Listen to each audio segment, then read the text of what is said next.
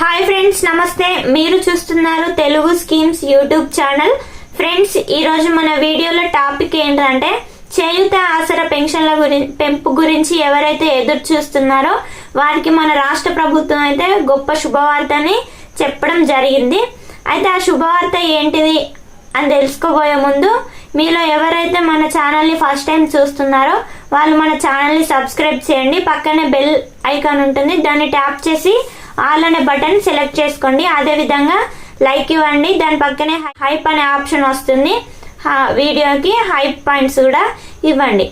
Friends, అయితే ఈరోజు మన వీడియోలో టాపిక్ ఏంటిదంటే చేయూత ఆసరా పెన్షన్ల పెంపు. అయితే మన రేవంత్ రెడ్డి గారి ప్రభుత్వం ఏదైతే ఉందో వారు ప్రభుత్వంలోకి రాకముందు మనకైతే హామీ ఇవ్వడం జరిగింది. ఏంటిది ఆ హామీ అంటే, నేను కనుక ప్రభుత్వంలోకి వస్తే వికలాంగులకి 6,016 రూపాయలు, ఇంకా వృద్ధులకి, వితంతువులకి, ఒంటరి మహిళలకి, బీడీ కార్మికులకి, చేనేత కార్మికులకి వీళ్ళకి నెలకి 4,016 రూపాయలు ఇస్తాను అని చెప్పడం అయితే జరిగింది. ఇప్పుడైతే మన తెలంగాణ ప్రభుత్వము వృద్ధులకి, వితంతువులకి, ఒంటరి మహిళకి, బీడీ కార్మికులకు, చేనేత కార్మికులకి ఇప్పటి వరకైతే మన తెలంగాణ రాష్ట్ర ప్రభుత్వం 2,016 రూపాయలు ఇవ్వడము అనేది అయితే జరుగుతుంది. ఇంకా వికలాంగులకైతే 4,016 రూపాయలు ఇవ్వడం అనేది అయితే జరుగుతుంది ఇప్పటి వరకు. అయితే ఇప్పుడు కొత్తగా ఏంటంటే మన తెలంగాణ ప్రభుత్వము ముఖ్యమంత్రి రేవంత్ రెడ్డి గారు వారు హామీ ఇచ్చిన విధంగా ఇప్పుడు ఆ పెన్షన్లని పెంపు చేయాలని అయితే అనుకోవడం జరిగింది. అయితే ఇంకేంటంటే ఎవరైతే కొత్త పెన్షన్ల కోసం ఎదురు చూస్తున్నారో వారు కూడా దరఖాస్తు చేసుకోవాలని అయితే మన రాష్ట్ర ప్రభుత్వం చెప్పడం జరిగింది. సో ఇవన్నిటికీ ఎట్లా అప్లై చేసుకోవాలి, దీని యొక్క రూల్స్ ఏంటిది, అప్లికేషన్ డాక్యుమెంట్స్ ఏంటి అనేది నేను ఈ వీడియోలో మీకు చెప్పడం జరుగుతుంది. సో కాబట్టి మీరు వీడియోని ఎక్కడ కూడా స్కిప్ చేయకుండా చూడండి, స్టార్టింగ్ నుండి ఎండింగ్ వరకు. అయితే దీని రూల్స్ ఏంటి అంటే, వృద్ధులు ఉంటారు కదా, వాళ్ళ ఏజ్ అయితే 55 సంవత్సరాలు దాటి ఉండాలి. అదేవిధంగా వారికి తెల్ల రేషన్ కార్డు అయితే కంపల్సరీ ఉండాలి. ఇంకా వాళ్ళ ఆధార్ కార్డు ఉంటుంది కదా, అదైతే ఖచ్చితంగా ఆన్లైన్లో యాక్టివ్గా ఉండాలి. నెక్స్ట్ ఏంటిదంటే వితంతువులు, ఒంటరి మహిళలు. అయితే వీళ్ళిద్దరికైతే ఏజ్ అనేది 18 సంవత్సరాలు దాటిపోయి ఉండాలి. ఇంకా అదే విధంగా రేషన్ కార్డు అయితే compulsory. Caste, income, Aadhaar card ఇవి కూడా ఖచ్చితంగా ఉండాలి. ఇంకా వితంతువులు ఉంటారు కదా, వారికైతే వారి బర్త్ది డెత్ సర్టిఫికెట్ అయితే కంపల్సరీ ఉండాలి. నెక్స్ట్ ఏంటిదంటే వికలాంగులకైతే ఏజ్ లిమిట్ అనేది ఏముండదు. వికలాంగం కొందరికి పుట్టుకతోనే వస్తుంది కాబట్టి వీళ్ళు కొన్ని నెలల పిల్లల నుండి కూడా పెన్షన్ అనేది తీసుకోవచ్చు.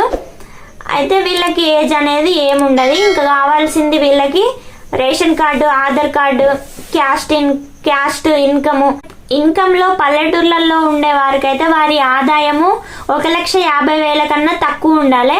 అదే పట్టణ ప్రాంతాల్లో ఉండే ప్రజలకైతే వారి ఇన్కమ్ లో ఆదాయం అనేది 2 లక్షల లోపు అయితే ఉండేలాగా చూసుకోండి. అట్లా లేకపోయినట్టయితే మీరు ఈ పెన్షన్ కి అనర్హులు అవుతారు.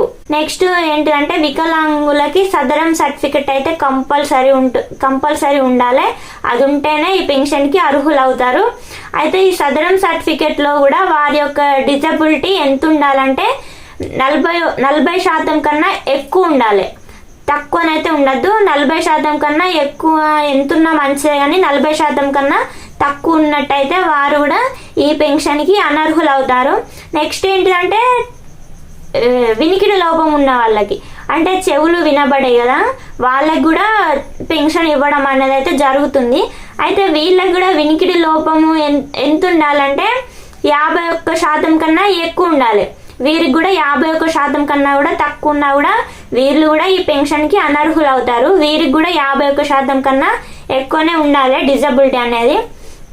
అయితే వీటి యొక్క అప్లికేషన్ డాక్యుమెంట్స్ ఏంటి అంటే, కొత్తగా అప్లై చేసుకునేవారు ఆధార్ కార్డు, నివాసం certificate, caste, income, bank account, తెల్ల రేషన్ కార్డు అనేది కంపల్సరీ ఉండాలి.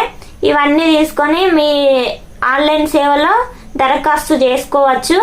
అయితే ఆ దరఖాస్తు ఎలా చేసుకోవాలి, ఆ దరఖాస్తు ఫారంని ఎలా నింపాలి అంటే మీరు ఈ వీడియోకి ఎక్కువ లైక్స్ ఇచ్చినట్టయితే కనుక నేను ఆ వీడియోని అయితే చేసి పెట్టడం జరుగుతుంది.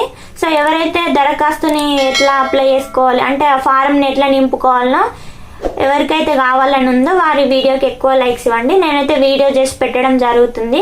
ఇంకేంటిదంటే పూర్తి వైకల్యం అంటే మంచాల నుండి మొత్తానికి లేవలేని స్థితిలో ఎవరైతే ఉంటారో వారికైతే 15,000 రూపాయల చొప్పున ఇస్తామని అయితే చెప్పడం జరిగింది మన రాష్ట్ర ప్రభుత్వం. అయితే నేను చెప్పిన డాక్యుమెంట్స్ అన్ని ఖచ్చితంగా ఉండేలాగా చూసుకోండి. అప్పుడే మీరు ఈ పెన్షన్లకి అర్హులవుతారు. ఏ ఒక్క చిన్న మిస్టేక్ జరిగినా కూడా మీకు పెన్షన్లు అనేది రావు. సో ఫ్రెండ్స్, ఈ రోజుకి ఇంతే మన వీడియో నచ్చినట్టయితే లైక్ చేయండి. అదేవిధంగా మన ఛానల్ని సబ్స్క్రైబ్ చేయండి. Thank you friends, thank you so much.